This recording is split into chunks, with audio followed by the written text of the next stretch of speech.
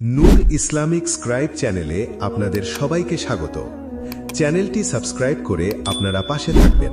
ভাবুন, আজকের সূর্যাস্তটাই যদি আপনার জীবনের শেষ সূর্যাস্ত হয়, আজকের ইফতারটাই যদি শেষ ইফতার হয়, আজ রাতে আপনি ঘুমালেন কিন্তু সেহরির জন্য আর জাগলেন না।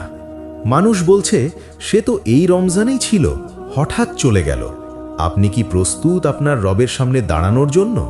প্রিয় ভাই ও বোনেরা, আমরা রমজানকে স্বাগত জানাই আনন্দ দিয়ে, কিন্তু খুব কম মানুষই তাকে বিদায় জানাতে পারে প্রস্তুতি নিয়ে। আমরা ভাবি সামনে অনেক সময় আছে, সামনে আরও সুযোগ আছে, সামনে আরও রমজান আছে, কিন্তু বাস্তবতা হলো আমাদের কারো হাতেই সময়ের গ্যারেন্টি নেই।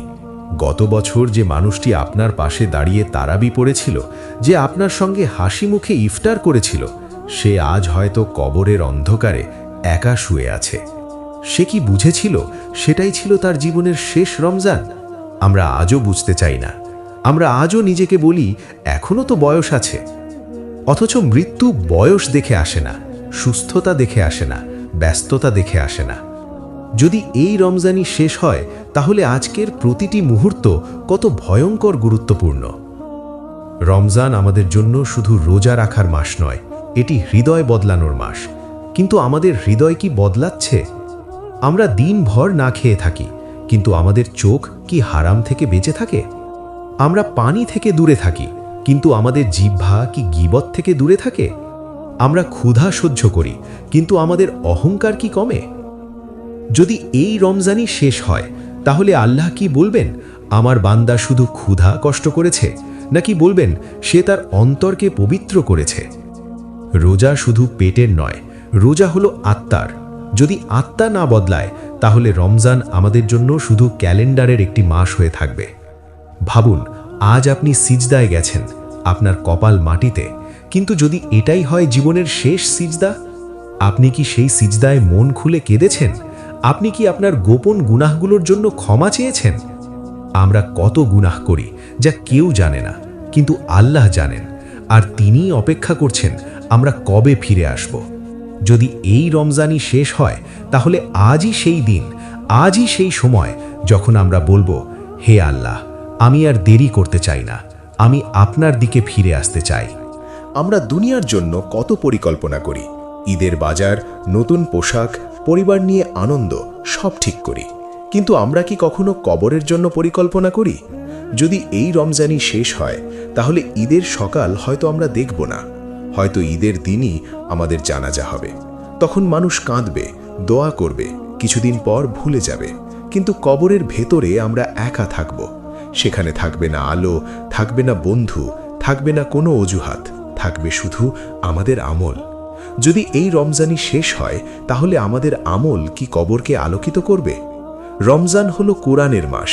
এই মাসেই আল্লাহ তার কালাম নাজিল করেছেন, কিন্তু আমরা কি কোরআনকে সময় দিচ্ছি, নাকি আমরা সময় দিচ্ছি মোবাইল, সিরিজ, অপ্রয়োজনীয় কথায়?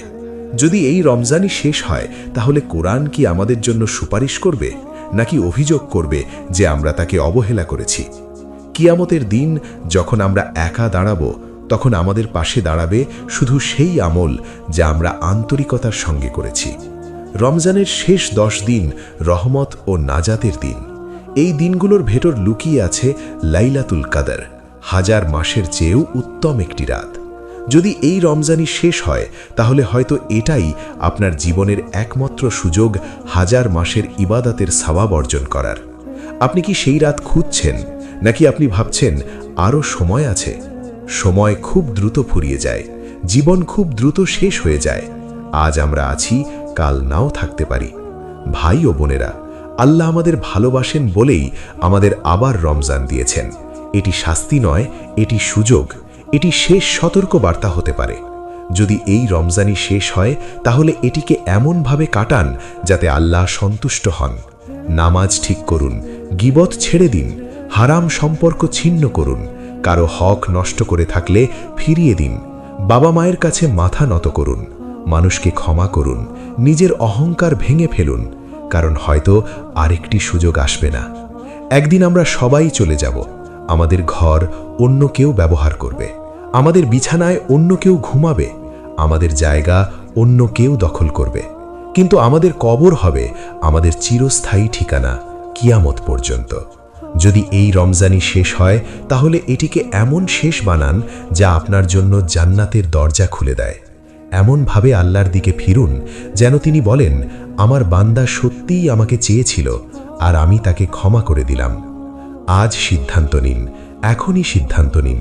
এই রমজান হবে আপনার জীবনের মোড় ঘোরানোর রমজান।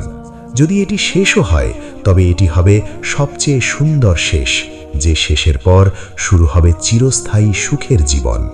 আল্লাহ আমাদের সবাইকে সেই তৌফিক দান করুন যাতে আমরা এই রমজানকে হারিয়ে না ফেলি। আমিন।